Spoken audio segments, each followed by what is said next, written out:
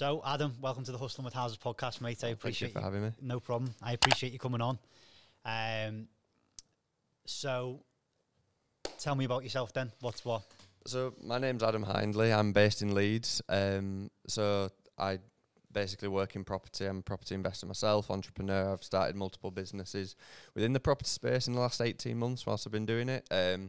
Primarily cover like Yorkshire, Leeds, Harrogate, York, going to Sheffield a little bit, and then like Manchester, Liverpool, and just kind of these key areas, Yorkshire and the Northwest. And it's just been like going into property from previous backgrounds I've had. It's just been like, it's been the thing that I've needed to do for a long time. Yeah. And I just was kind of holding on to all these other things. Like I have a degree in certain things, holding on to all these things. Yeah. That just wasn't suiting me really. But yeah, I help people. Like my kind of tagline or elevator pitch in a sense is like I use my own and other people's money to invest in property and super rent strategies, so service accommodation, HMOs, social housing, supported living, things that give you either more stability or higher cash flow through property. How we get there, rent to rent, we do BRRs, we do purchases and things like that as well. So there's a variety of different things, but it's all good, mate. It's all good. Most definitely. And why did you choose property then as your sort of your route? Yeah, so this is a big thing, and it becomes to how you want to spend your time, really. So I used to have, as I had a degree in physiotherapy. I used to work as a physiotherapist, and what happened was in a box room, people were paying me for 45 minutes, an hour of my time to do an assessment, to have a massage, do a treatment, whatever. And I'm always limited by the amount of time I've got available, which is like, it's just a thing that's, the factor of it is so limiting in terms of your growth, unless you can build a business and you can employ other people and other things like that, of course. But in terms of the general business element, you are the asset that makes the money. And I was just like, I'm done. I'm done being the asset. I wanted to get into a world where I control the assets that make money, or you create the assets that make money. So obviously there's loads of people out there that'll do drop shipping, online education, online courses and things like that, and or even like clothing brands and that kind of stuff. You're selling an asset that, even though you need to create the asset or you need to manage the asset or whatever, you're not the asset. So it's not limited by time, it's limited by other factors. Yeah. So, and then other factors can be limitless if you get the right procedures and things in place. So I wanted to work in property. Obviously, I'm not the asset. The property is the asset. And that's how we go and go from there. I seen you say that on someone else's podcast, and I thought that was a really interesting perspective. How come then, when did you sort of know that like property was the way? Because obviously you found property. You'd done a few things before this. I think you were in a band, weren't you? Which is incredible. You'd done quite a few different things before this. And I noticed you said on the another podcast about what Gary Vee says about the 20s, trial and testing, which is what you've done. Yeah. And then your 30s is sort of finding your way sort of thing. Yeah. So what the question was how did you know sort of property was the way? Like at what point did you think, okay, property is, like you said about the asset thing, property is, so everything you've done in the past has been sort of transferable, hasn't it? You've obviously been in a band, and that's you know what, the lady who was on before, she was a singer, and she said there wasn't many transferable skills from being a singer to doing like public speaking. Have you found that? Or so it's I say this all the time, and I think it's so true, is that everybody, whenever you're starting something new or you're going from venture to venture, like you say, I've been in a band. I used to do fitness YouTube. I started a physio business. I then started a health and wellbeing business, which I sold and exited. And then now, obviously, I'm working in property. And like, I'm 30 years old, so I've done quite a considerable random. And people might say, "Oh, you just aren't stuck at anything," or like going Del Boy, just looking for the next best fix. But that's me. But I kind of see it as like the other way around, of it being like, no, everything I've done, I've learned from. So music, I can be on a podcast now and not feel uncomfortable. I can go be a public speaker and be in front of a crowd of people. I played with a lot of big bands on big stages, so it was like playing with 1975 or like Catfish and the Bottlemen and things like this. These bring in quite big crowds. So you stood in they're front worldwide, aren't they? Both of them. So you're speaking, like, I'm talking like thousands of people here. So it's like you play on stages like that, then you're comfortable Yeah. in that environment. So I Yeah. can comfortably speak on stage and like do things like that now. So there's that skill set. And then obviously the world of social media and marketing yourself and personal brand is huge.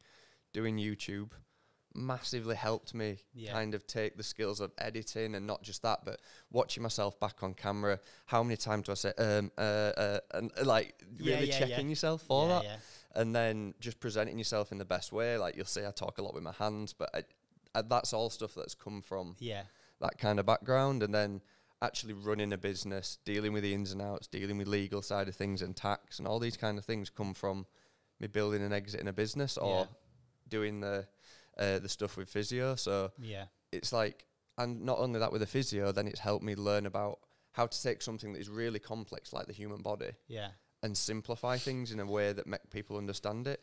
And I think that the same kind of thing can be said in property. Some of the abbreviations that people use, some of the different ways that people talk about things in property can be so complex. If you can take something complex, make it into something simple, and then regurgitate it out to people, which is like what I like to do with my content. If you can do that, then that's going to make you appeal to a lot more people. So everything I've done in previous life has like led me to this point. And I've just found that this world of property has just fed everything that I've wanted to do in terms of, like I mentioned about the assets and things like that. But then all these other skills are just kind of fed into something that works for me. And it is like, this is like my calling in a sense. And like working in like social housing and supported living and that kind of thing. I've done a lot of things from the care provider point of view, being the physio, going into people's houses, seeing what people need: a lift here, they need a hoist, they need certain adaptations to the property because they've got special needs. And like seeing it from a care provider point of view now leads into it from being a property developer and property investor point of view. It just makes sense. And seeing that really works. Everything you've done there has been a transferable skill or a few there, hasn't there? But obviously property, then you started a serviced accommodation business, that's right, isn't it? And you scaled quickly with that. How was that? Because you scaled, was it 12? Could you run me through that? How many was it? Was it 12 in a year or something like that, or was it quicker? It was quicker than that. So when I started out, I got the first 3 months were just learning, absorbing information, taking all this information on. And then I started to build a bit of the personal brand around stuff and whatnot. And I was part of like the academy, Samuel Leeds' training network and stuff. And the networking within that was really, really good. And Samuel himself kind of saw a little bit of the social media content that I was like, right, I want to come to one of the property deals that you're doing. So he came and did a video, and that kind of blew up a little bit and went viral on his channel, and it obviously helped promote me. So I had a lot of people then contacting me saying that they want to do what I'm doing, or how can we be involved with you and that kind of thing. So we got 3 of our own rent service accommodations using the rent-to-rent model, and then that started working quite quickly. And then I started just sourcing properties, so finding deals for other people whilst we were setting ours up. And then the people that were finding them for were like, "Oh, you're doing really well with like managing the deals and getting the bookings and that kind of thing. Can you do it for us?" So there's a guy called Alex Hindley, probably well known, and he has got a book called The $100 Million Offer. And that book just changed the way that I looked at things. I was like, why be the person that's just selling you a property deal and leaving you to it? Or be the person that sells you the property deal, can stage it for you, can manage it for you, you can be as hands-on or hands-off as you want with the learning process of it, of understanding how to make it work. But at the end of the day, I'm being financially, I'm benefiting financially from each step of the process. Like, you're paying for a sourcing fee, you're paying for a staging fee, you're paying for management fees and stuff, but that's your option to do that. You can do any elements of the process yourself. Or we can do that if you want it to be hands-off.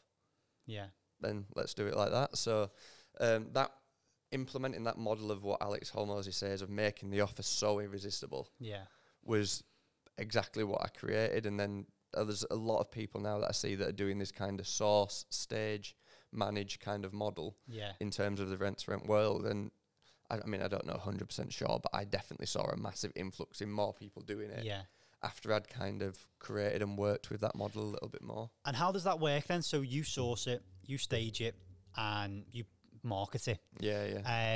How do you get paid? Do you get paid on the sourcing? You get paid on the staging? So rather than people say like, oh, you take a property on, and the property might, if you use a sourcer, it might be £3,000 for the sourcing fee.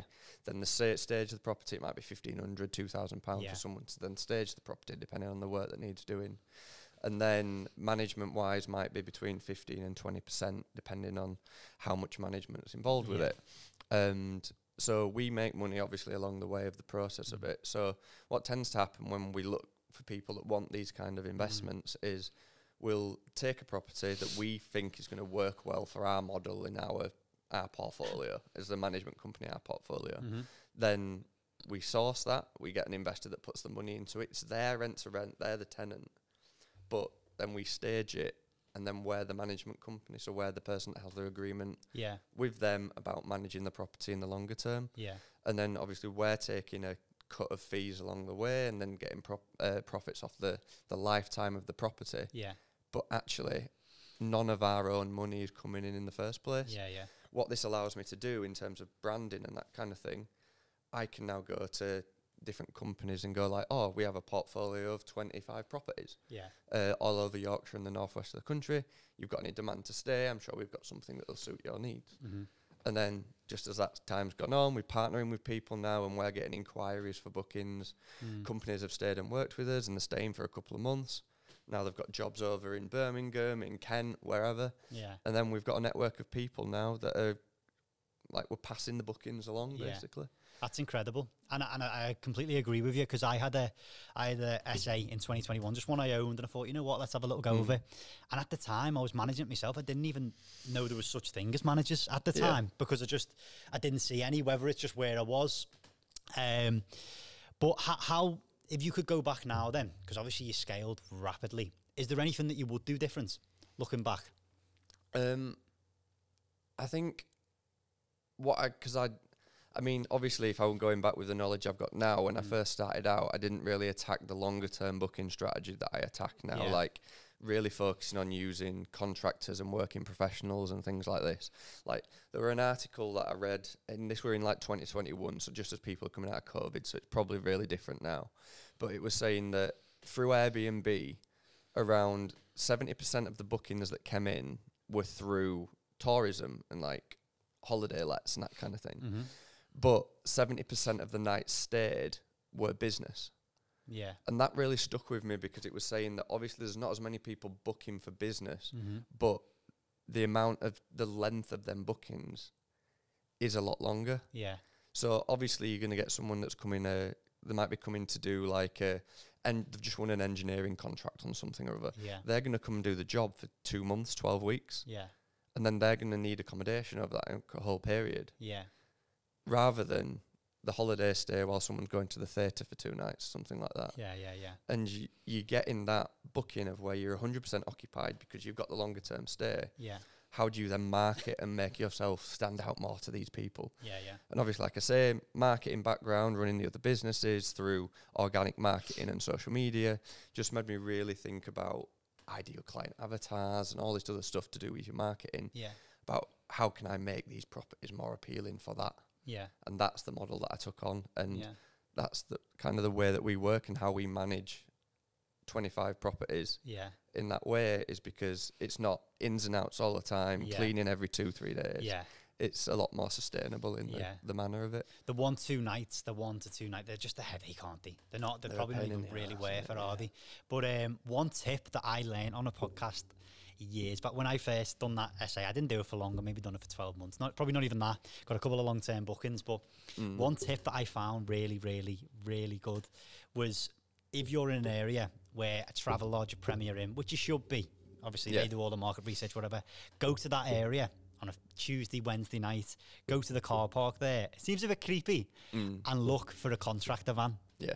Ring them. And I just thought, oh my, that blew my mind. I was thinking, that is incredible. So I was going around all these, ringing them, and they were like, who's this? And I was just like, but I never actually got anything from it, to be fair. But I thought that's a really clever way, because contractors are staying, like we've got over the water on the Wirral, we've got Wirral Waters, which is a massive, you probably heard of it, massive development.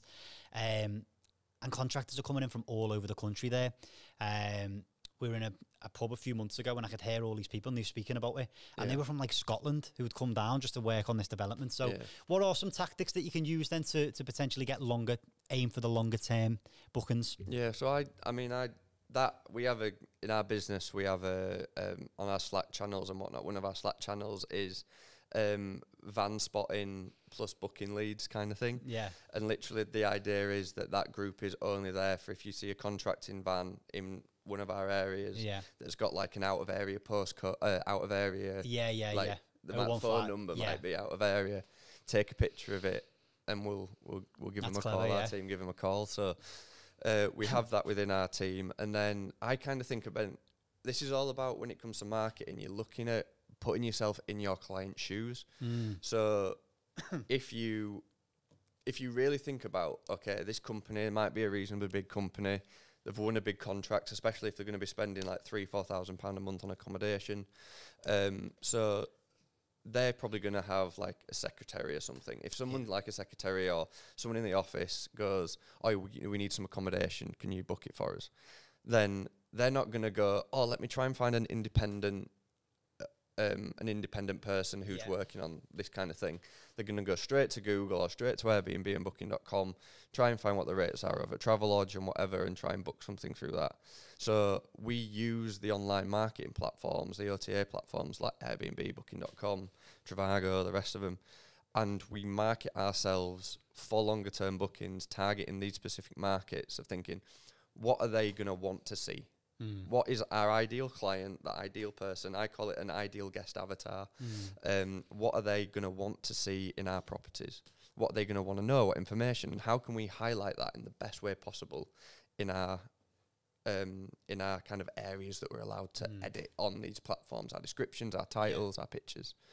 And then how can we then use them to get them into our properties through Airbnb? Because you don't want to bite the hand that feeds you. We'll use them. We'll give Airbnb their commission. But once they're in the property, now they're fair game.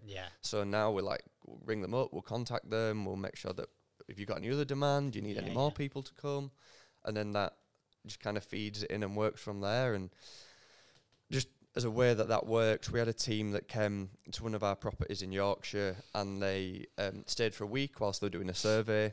We contacted them, we spoke to them.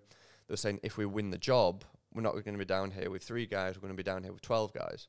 And we don't know how long the job's going to take. It's probably going to be around 4 months. So they came in, they did the job. The chem did the survey. Then they won the job. 12 guys came down. That's 3 of our properties that are now full with the same team, paying us just shy of £12,000 a month.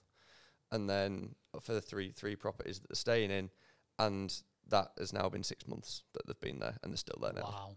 So it's like, just being proactive in how your approach is and speaking to the right people about it in terms of your marketing and in your actual day-to-day kind of thing is so important. Like one of the best contacts that we've got in terms of a handyman that works in some of our properties.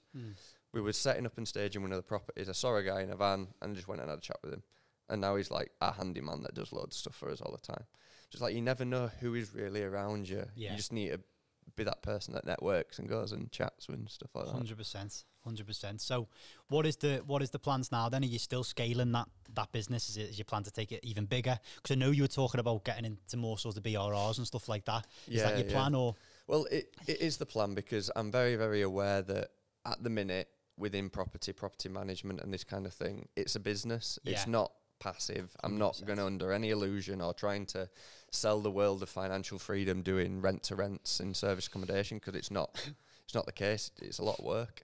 But so we want to be able to move to generating assets that and holding and controlling assets that we own, because obviously the capital appreciation is where that's going to let you scale a lot more and potentially, again, like I say, diversifying into necessarily not just the higher cash flow models of service accommodation, but we've been diving and dipping our toes into like the supported living and social housing stuff.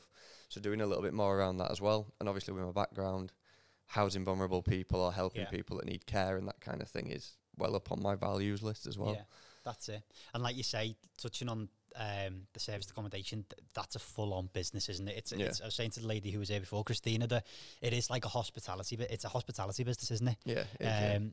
When I done mine, I know I keep talking about it. When I done mine, I couldn't believe how much work goes into it, unless it's systemized. But still, even if it's systemized, it's pretty hands-on. Yeah. So you do Yorkshire, is that right? Yeah. Where's your favourite performing town or city? So really like North Yorkshire. So there's some towns around them areas, like there's Harrogate and York. Yeah, and Harrogate's nice. Working around Leeds, these areas do really, really well. So we like them kind of areas for what we're doing. But Manchester's amazing as well. Yeah. Especially using the marketing strategy that we're using. And Liverpool, I've seen a little bit more saturation recently. Yeah. But properties are doing okay around here, but probably one of our lower performing areas out of the key areas that we actually do. Which is weird because so many people think about Liverpool as it being this amazing one, but sometimes you go on like Airbnb and you see the nightly rates are at like £55 a night. It's like if you're using a rent to rent model, you can't compete with them prices. So that's it. And what sort of profit can you see off one rent to SA then? Because obviously you've got your rent. If you've bought it, it's a bit different with your mortgage and stuff. But what? Yeah, I mean, for rent to rents, especially for, like, say, if I'm talking from an investor's point of view, not us as a management company point of view, I'd be looking between the £600 to £1,000 mark. Nice. Whereas like our own might be like around the £1,500 mark kind of thing, because we're obviously there's the management fees and other fees included with that. But yeah, our best performing one is in Harrogate and he's making about 2.2 a month. Wow, it's a lovely little place there as well, isn't it? So it's really, really nice and just spacious 4-bedroom house. Yeah, it pulls in contractor demand really, really well and family demand. Happy days. And we get the rates for it really. So. One thing I would like to ask is, when you take on, say, it's a rent to SA and it does need a little bit of a tidy up, how do you work out, like, where's the sort of boundaries, for the refurb? Because I wouldn't be personally into getting a property that I'm renting and putting money into it, new kitchen, new bath. Do you not go that far? Where's the sort of boundary, or is it all in the numbers? Yeah, so we have in the past done, like, my business partner's a kitchen fitter. We can do kitchen fitting stuff cheaper than what we normally would. And it just becomes like, I think of it a lot of a scarcity mindset versus an abundance mindset. Now that I've done a lot of property deals, I've got over 25 myself, which is taking on 26th, and I've sourced about 30 plus deals. So getting the actual deals themselves isn't necessarily the issue. It's now we're thinking about how can we make this work and be as financially beneficial as possible. So I'm maybe working with the landlord on one of our new properties in Leeds that we're taking on. They've paid for the kitchen fitting, but we're doing the work. So we're working with them on, yes, we're going to need a new kitchen. It's going to then just talking to them about the benefits of obviously adding value to the property. Your kitchen, your bathroom are your two key areas that are going to really add the value. If we can add the value to them, amazing. So we're trying to work with people more on that. And then in terms of what we would fund or pay for or raise finance for would be more cosmetic stuff. Maybe if a carpet needs replacing, if walls need painting. At the end of the day, like, that's our marketing. That's the key things for us. People aren't buying into a property, they're buying into a little square picture that they see on Airbnb. So you need to make sure that your property is standing out on them platforms. If that means feature walls, the odd stripe on the wall or that kind of thing, then you need to do that kind of thing to make you stand out and to make you more appealing to the right type of clients. And is that professional pictures or all that sort of stuff? I mean, well edited pictures are obviously really key. Professional photography, if you can, if you're good at it, iPhone and Lightroom can be good enough sometimes. But I would, if you're not got an eye for it, then I would recommend getting professional pictures done. And then just thinking about what are the key amenities that people would really want to see. If you want to think about relocating or families and that kind of thing, well, maybe when you pitch, you've got a picture of your dining room table, have a high chair sat at the table, have like a cot, a fold-away cot present in one of the pictures so people can see that you cater for kids and stuff as well. Or like with contractors and things like that, maybe like putting a map of how far you are to the city centre, or a picture of the parking that you've got, or making extra things like security, like CCTV over watching driveway spaces, or things that people are going to really care about, that's going to be key things for them to put their mind at ease whilst they're working away. Yeah, because it used to be, in my eyes, like maybe 2020, 2021, I wasn't majorly as educated on SA, but it used to be a city centre, apartment, and that was your standard sort of SA. But now it might be rural location, but like a 5-6 bed with a big development near. What are your best performers? Because it sounds like your best performers are the bigger properties, maybe 4, 5, 6 bed. Is that correct? Or I mean, the biggest we've got is a 5 bed. Yeah, and that one's new, so I ain't got enough data on seeing how that one's going to do. But the 4 beds, 3 and 4 beds do really well. We don't touch anything less than a 2 bed, and the 2 bed has to be pretty good, to be honest. It's very rare now that we're going to be touching properties that are in big apartment complexes. We've been bitten a few times by that. So I mean, it's not just all like this journey hasn't been clean sailing. There's been a lot of up and downs. I actually did a YouTube video with Samuel showing around some of my YouTube properties, which has got like 40,000 views. Wow. It does doing a lot, and it brings in a lot of business to me.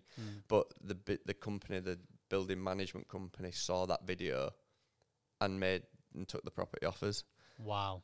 So even though I was trying to, the property was doing really, really well. Is that because in the lease and stuff like that? Yeah, but there was nothing clearly in the lease. But that's the issue with apartments. Yeah. Because if the head lease change, if the management company changed their mind, you've got no leg to stand on regardless anyway. And some of these leases are 30, 40, 50 years old, aren't they? They're all so most definitely. So they literally just took that apartment and said, you can't do Airbnb or SA anymore. I said to the landlord, landlord was just like, right guys, you can't do it. I'm gonna have to.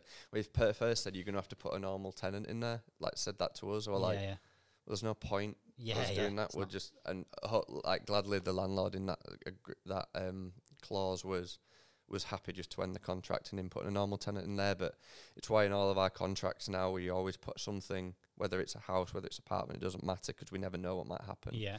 If for any unforeseen circumstances, something outside of the 2 parties named in the agreement prohibits use of the property for its intended purposes, then the tenant or the leaser has the ability to activate a break clause. Yeah, or something along the lines of that, just so that we're covering our ass. Because that's it. If the management company, if the management company change their mind, or you are kind of knackered, it just knackers your business model, doesn't it? And you kind of got nowhere to sort of go. But one thing I was going to ask with the houses, is it sort of HMO sort of structure? So like you've got your reception room, does that have a bed in? Is that what you sort of go for? Obviously dependent on what you... Yeah, well, it depends on the house structure as well. Like we have certain ones, say that one that we're talking about in Harrogate, that's a 4-bedroom family home. It's clearly a family home. It's not a HMO style thing.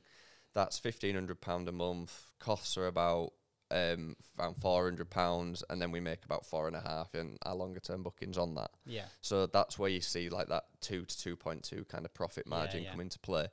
But on certain houses, like we've got a big terrace house in Manchester, we had some issues with that and with damp and things like that, but we're actually working with the landlord now to get it sorted again, which is good. And that is very much like the HMO style of like you've got a back room that could be a bedroom, but it's a reception room. Yeah. And you've got the other room at the front, and then you've got the 3 bedrooms on the next floor, and then the upstairs again, which is another bedroom kind of thing. Yeah. So that is very clearly could be used HMO structure. Yeah. But we tend to just do entire property to one team of people and work like that, rather than say doing this like a mini hotel. Yeah. Yeah. So nowadays, then obviously you're in a position where you're financially straight, you're happy, you've got your money coming in, your business is doing well. You obviously, is your day to day now a lot different than when it was when you first started? I imagine when you first started, you run around like a madman getting deals done. What's the sort of difference in your day to day now from back then? Yeah, I mean, this is something that I've always, like, as if people have followed my story and they know more about me, it's like when I left my last business, my life kind of completely flipped around. Like I'd split up with my ex-girlfriend. I moved back in with mum and dad, sold my old business, literally went from all this to like nothing. Yeah. So when I started out again and building into property, I was like really, really determined to make it work, and like I was putting every hour under the sun into it, and I was then putting a lot of time into my physical health as well, and going to the gym a lot because I know that keeps me sharp. And then certain elements of it I find quite difficult in terms of managing.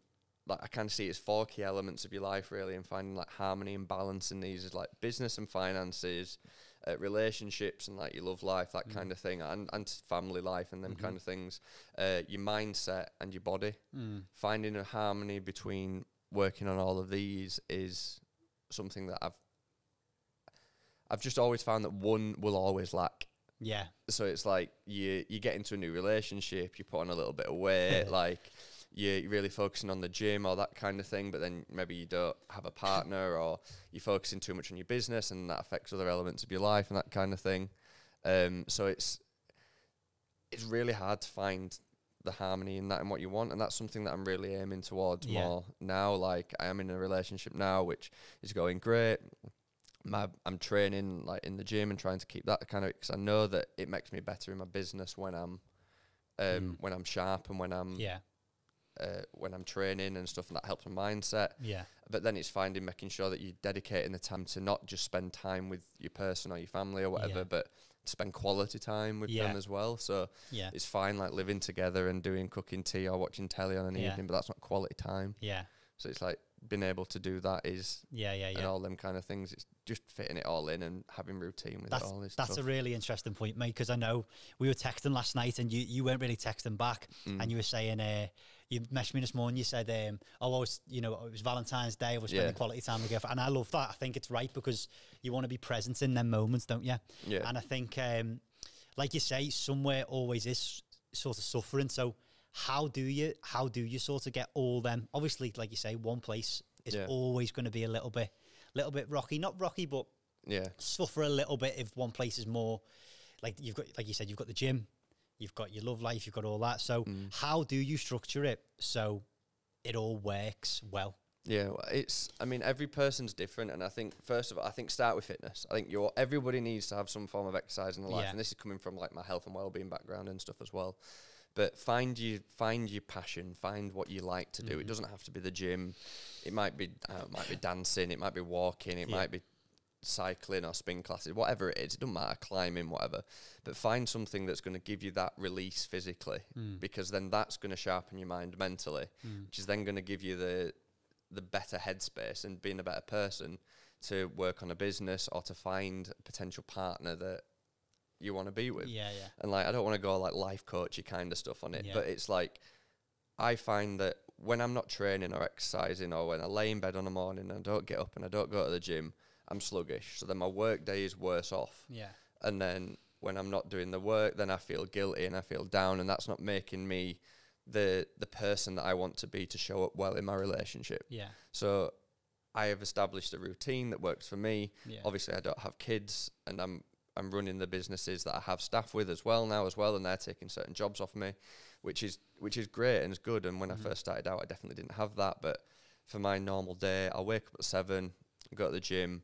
There's a sauna and an ice bath at the gym, so I'll try and always do the ice bath at least every day. I love the sauna. Yeah, and then so that's kind of a little bit of like light training. It's not really intense, and then it just sets me up and gets me sharp for the day.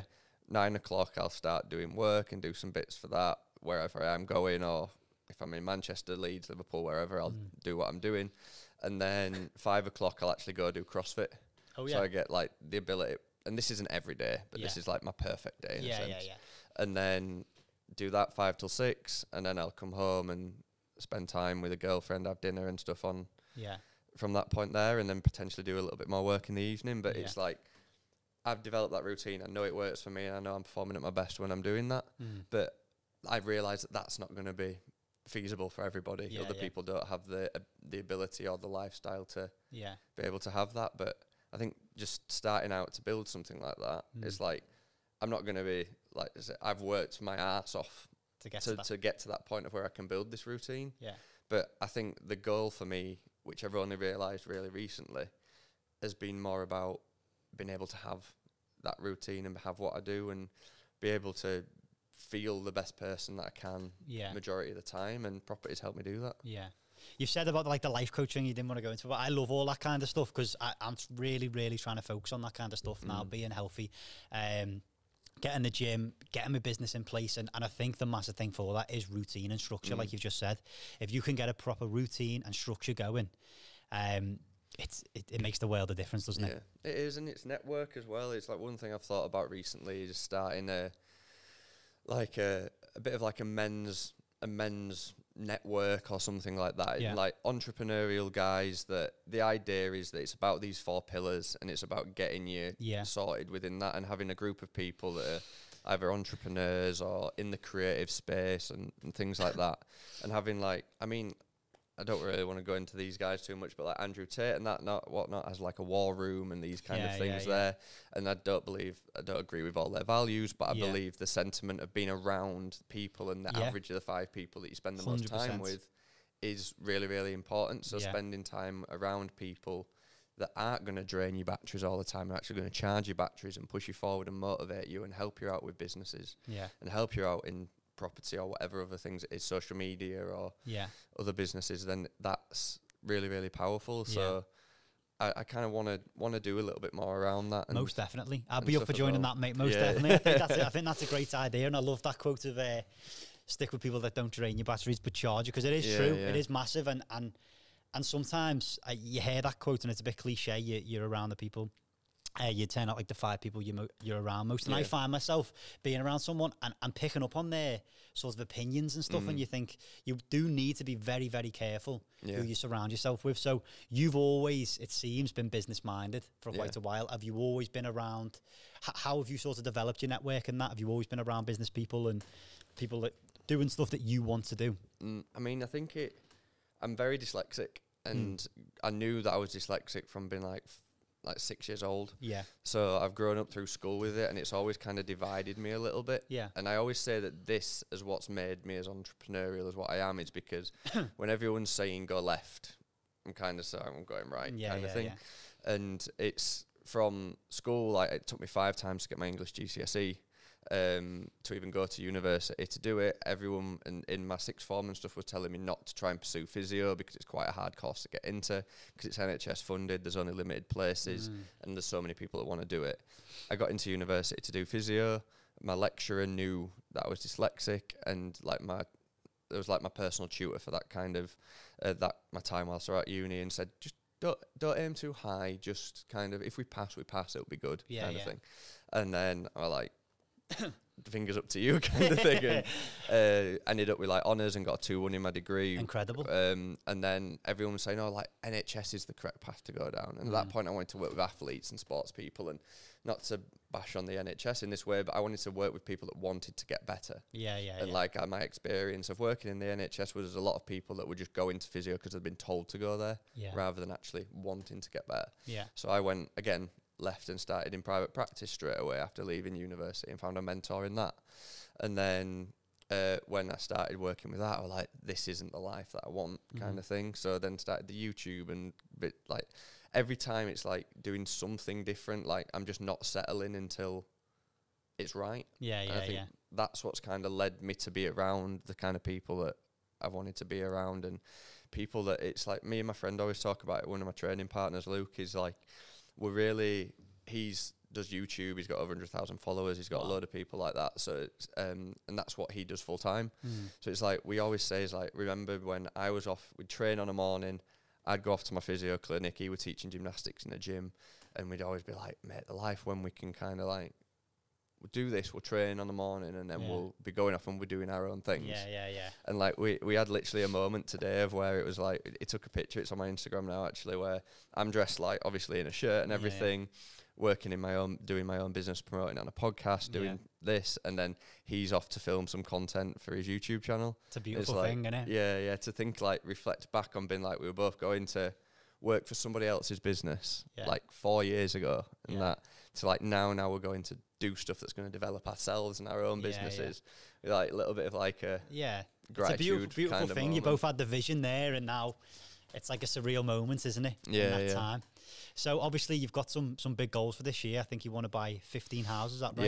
Yeah, that's right. Yeah, so it's like we're establishing a lot of contacts now within the supported living world and within the social housing side of things, and being able to do development work and things like that. Because again, my business partner, I said, it's kitchen fitter by trade. Like his job is project managing kitchen fittings all over the country and that kind of thing. So when it comes to actual project managing a refurb, he's just waiting at the ready to be released. With it all really. So it's just it's finding the right deals, it's finding the right people to partner with in the right way. We're looking, obviously everybody in property, we're looking for people to invest in the projects from an angel investor point of view and put money into the projects that way. And then we're looking for people to potentially partner with and work with people on a more of a longer term scale, but we want to make sure that obviously that's a relationship thing. We need to get on with the people in the right way to be able to make a limited company together to do it with. So we're not just partnering with anyone and JVing with anyone, but we're looking at getting the right foundations in place to then pull the trigger on doing it. I've got there's a team of 6 of us now that are working with us in terms of finding deals and managing the stuff that we've got going on and stuff like that. So we know when we open the floodgates to it, we'll be finding the deals and it'll be going through quite quickly. But right now it's just a matter of making sure them foundations are nice and strong. So when we do pull the trigger on it, we can go really quickly. Most definitely. And where's that then? Is that going to be the same sorts of areas? Obviously, you've probably picked up a lot of knowledge on these areas that you're sort of doing the essays in at the moment. Is that where you plan to invest for the single lets?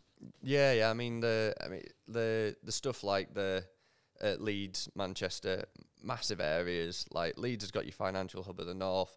Obviously, Manchester's really, really well known, and there's certain areas of Liverpool as well, which is actually your house prices are quite cheap, and you can get a good return on them and stuff as well. So these kind of key areas we are looking at, maybe a little bit more towards Wakefield, Doncaster area and stuff as well, because house prices are cheap around there as well, and we know that social housing and supported stuff is definitely key there. But as well, we're not shying away from the service accommodation stuff as well, because that stuff is obviously the lifeblood of what we do, and doing it the way that we do it is really good. But we just want to make sure that we're diversified enough, because it is the highest risk, highest reward strategy.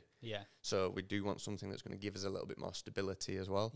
And I think that having that diversification in the portfolio is obviously really, really important. It's a great cash flowing business as well, isn't it? The SAs, the single lets can be up and down depending on the rate. So is your plan to obviously keep going with the SAs, keep doing that business alongside buying your single let properties? Yeah, and like I said, with the SA stuff, we're getting so many leads around the rest of the country. We're just making sure that it's going to be feasible in a foundational capacity. Again, it's I love the house. If you build a house, the saying, if you build a house on poor foundations, then it'll fall down. So we just want to make sure that we're using that analogy in this real world of being okay, well, we're going to make sure that our service accommodation business has got strong foundations. We know that how our onboarding process is nailed down to a T, what kind of people we're going to need in the area, cleaners, handymen, and that kind of thing, and then potentially build that to take it on nationwide. And then obviously we won't be sourcing all the properties nationwide, but to say people have their own SAs and they want to maybe move away from it a little bit, or they might have their own houses that they've refurbed and they want to try them as SAs, then we'll be looking at doing nationwide management. But we don't want to do that. I've seen people pull the trigger on something like that, not been able to handle it, and it's fallen from underneath them kind of thing. Because I know that if I opened the doors to that and maybe started saying that a lot more publicly, I could go from 25 to 50 to 100 quite quickly. So we need to make sure that the processes of everything that we're working with is absolutely nailed down first, because the last thing that I want is a bad reputation. And one thing I've learned through doing what I've been doing in previous businesses, your reputation is everything, and it's very easy to lose. So making sure that you've got a strong, good reputation is massively important to me. Most definitely, and you're very self-aware and calculated, you can see, because a lot of people, you've scaled very, very quickly, but you're still concerned of making sure everything is before you do scale any further, making sure all your ducks are in a row and you've got the right things in place. So for anyone that is starting out now, looking to do SA, looking to do what you've done, scale a portfolio of SAs, where is a good place to start? I think obviously educating yourself is really important, and I massively do believe that if you're not in a position financially to invest in mentoring or in education in that capacity, all the information you need is out there. Yeah. There is certain things that, I mean, people like it being packaged in a nice bow in a step-by-step process, and obviously that's why education and mentorship is there. Yeah. And then obviously working with people on certain like deal sources and things like that can work quite well. I actually launched a program recently called Source Your Own. So it's like, rather than buying a fish and like buying the deal, you buy in a fishing rod. So it's rather than just getting the property on its own, I'll help you utilize that to make the business model. So you'll actually be able to take on the business model itself. And having your education in it is really important. And then obviously like legally sides of it, you want to make sure your insurances are covered. You've got the right memberships with the right like property ombudsman and PRS and these kind of things. And of course, contracts and legal side of it needs to be done. An accountant. Having a good accountant is like the foundation of it all. Most definitely. Well, I think that's a great point to end on. Adam, thank you so much for coming on. It's been a pleasure to speak to you. If anyone is looking to invest, connect with you, just speak to you and see, pick your brain, because you've done amazing things, mate, in such a short period of time. Where is the best place to contact you?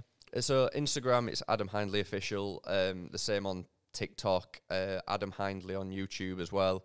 I might be starting my own podcast soon as well, so most return definitely. the favour I'd love to come on, mate. Get you on there as well. I think it's a brilliant thing to do. I suggest to everyone do it, because it's just, you connect with people that you probably wouldn't connect with. The property community is very warm and welcome and good people anyway, but you network with people that you just wouldn't expect to, and it's a great thing, mate, and it gets yourself out there as well. Yeah, it is. So if anyone wants to message me on there's my actual management business is called Furnished Accommodation.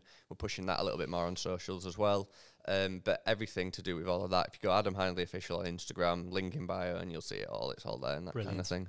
I'll put everything in the show notes anyway, Adam, but thank you very much. I appreciate you coming on. Oh, thank you for having me, mate. No it's been problem. good. All the best. Thank you.